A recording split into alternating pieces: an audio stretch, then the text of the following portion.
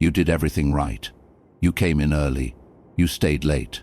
You took the project nobody wanted, and you delivered results nobody expected. And for a moment, just a moment, it felt like it was finally working. Like the system was actually going to reward you the way it was supposed to. And then something shifted. Not loudly, not dramatically. Nothing you could point to and say, "That's the moment it changed." It was quieter than that.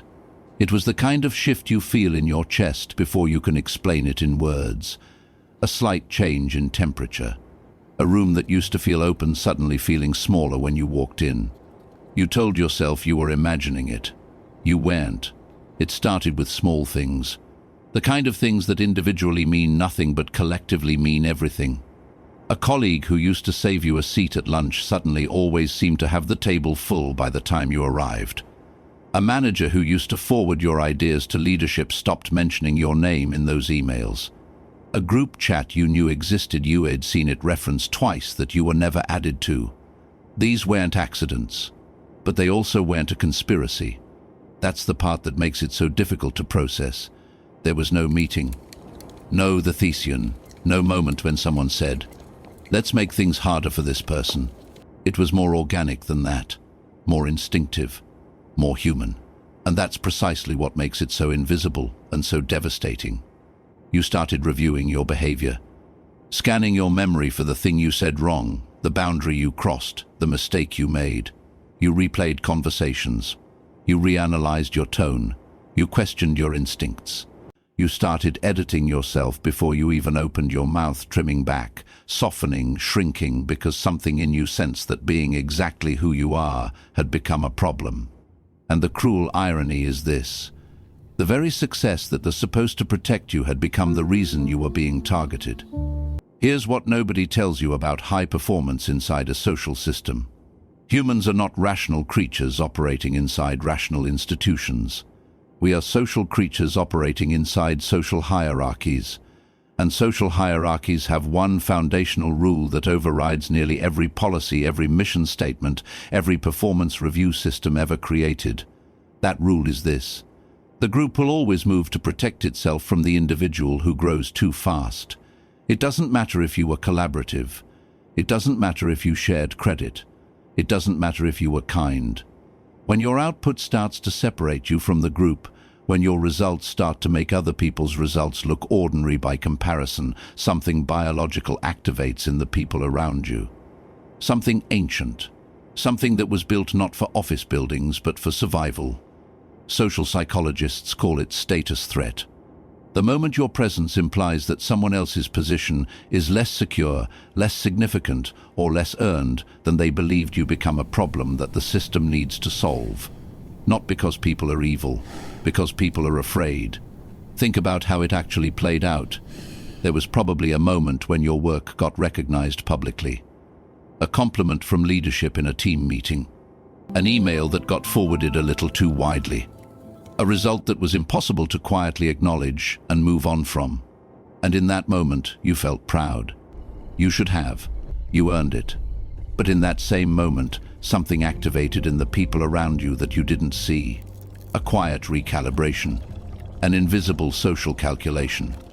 Because in a system built on scarcity, where promotions are limited, where visibility is rationed, where leadership attention is a finite resource, your gain registers in the nervous system of your peers as their potential loss. They didn't decide to feel that.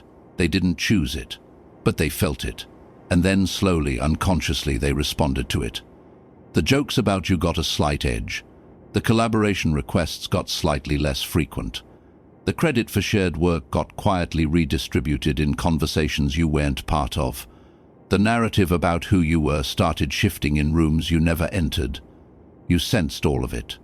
And yet you had no language for it, because no one around you would ever admit it was happening. This is the mechanism. And once you see it, you cannot unsee it. Sociologists have a name for it. Tall poppy syndrome. The cultural tendency to cut down those who grow too tall above the rest of the field.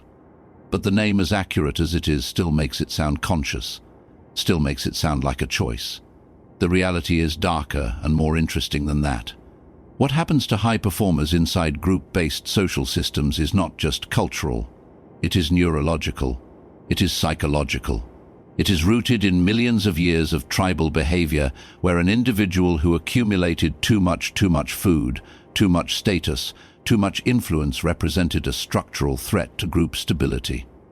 And the group's survival mechanism was always the same. Isolate the anomaly. Reduce their influence. Restore equilibrium. The office is not the savannah, but your nervous system doesn't fully know that, and neither does anyone else's. What makes this particular form of targeting so psychologically brutal is not the behavior itself. It's the uncertainty. If someone had looked at you and said directly, "Your success is making people uncomfortable, and we are responding to that discomfort by quietly limiting your access," at least you would know. At least the reality would be visible. You could respond to something visible. But this doesn't work that way. Instead, you are surrounded by a fog of deniability. Every individual action has a reasonable explanation. The lunch thing was just timing. The email thing was just an oversight. The group chat thing, you probably misread that. Nothing is ever provable. Nothing is ever confrontable. And so instead of responding to something external, you turn inward. You start questioning yourself. You start believing that the discomfort you're feeling is a personal defect rather than a social response. You start working harder to prove something to people who have already made their decision.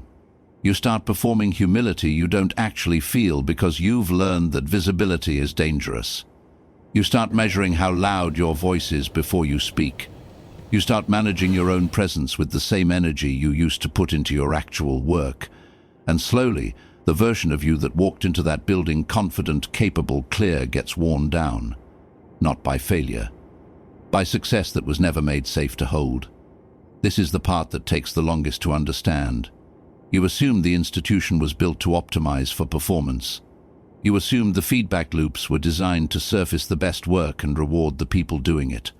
You assumed that if you outperformed, the structure would protect you.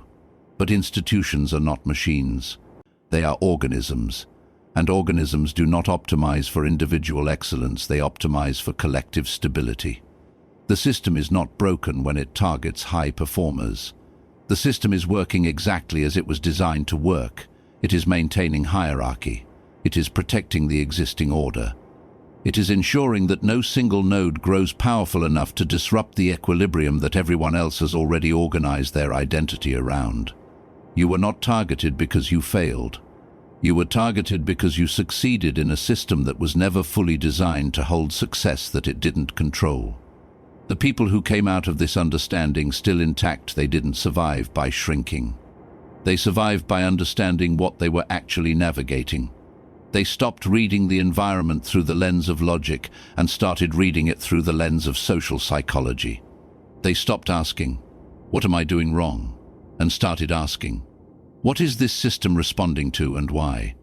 They stopped personalizing the behavior of the group and started seeing it as data about the structure they were inside.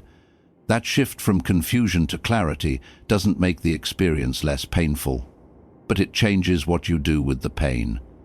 Because there is a difference between changing who you are to survive inside a system and understanding a system clearly enough to decide what it's worth to you.